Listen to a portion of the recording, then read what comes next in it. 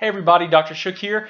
Just taking a break between exercise sets as I'm working out, and I was thinking about something that I see clinically quite often, and a scenario that very frequently presents itself to my office. And I want to give you guys some perspective on just how complex some of these immune system problems are, and then one of the things that where we start when I'm looking at these cases from a history perspective, and just as I go through trying to understand what's contributing to the person's problems. So in particular, what we're going to talk about is autoimmunity. So let's say someone presents to my office with an autoimmune condition, and they want help to try to figure out how they can put it into remission or possibly dampen the autoimmunity. So I'm going to look for autoimmune triggers.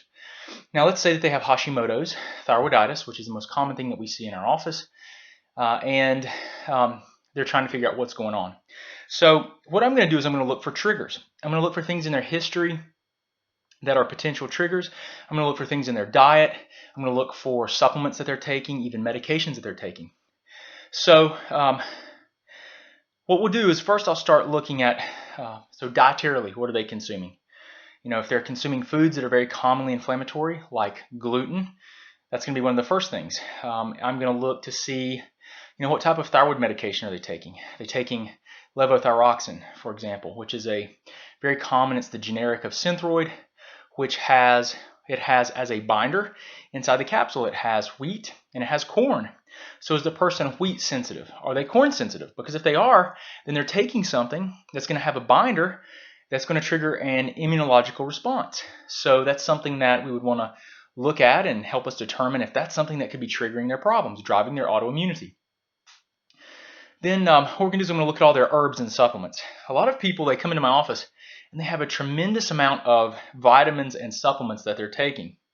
And this is really a significant thing, because what you'll commonly find is that whenever they're taking all these vitamins and supplements, that they have things in there that are immunological triggers for autoimmunity, like iodine, especially Hashimoto's, and they're taking immune system stimulating herbs.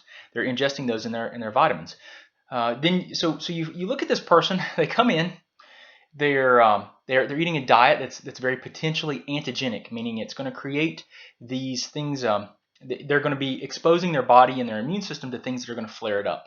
So let's just say, for example, the easiest thing would be like a sensitivity to gluten. And then they have these in their medications. Let's say they have gluten or wheat, gluten and corn as binders. So, and if they have any issues with those, which is extremely common, they could have an immune trigger in their thyroid hormone replacement. Then we look at their supplements, right? So I look over the nutritional supplements and things that they're taking, which a lot of people have these immune stimulating compounds. Then we look into some of the things that they do dietarily. Let's say that they constantly reheat their food in plastic cookware, and they drink out of plastic bottles, those just plastic water bottles. And so they're likely getting exposed to bisphenol A, which we know can be a trigger, an immunological trigger. These environmental compounds are huge. Let's say they're under a tremendous amount of stress. Let's say they're have a very stressful job. And we know that stress will spike your cortisol, your stress hormone cortisol. Cortisol can lead to blood sugar dysregulation. It can lead to the breakdown of the tight junctions of the small intestinal wall, which can promote leaky gut. It can promote breakdown in the junctions of the blood-brain barrier, promote leaky brain, and it can be a trigger for autoimmunity. And then let's say they have on top of that all these digestive complaints, and just so happens that they have a yeast overgrowth in their gut. This is what I look for on history. I look to see what is there that could be making the person worse. And the first thing I try to do is to reduce the things that are inflammatory or that are potentially inflammatory and that can push the condition.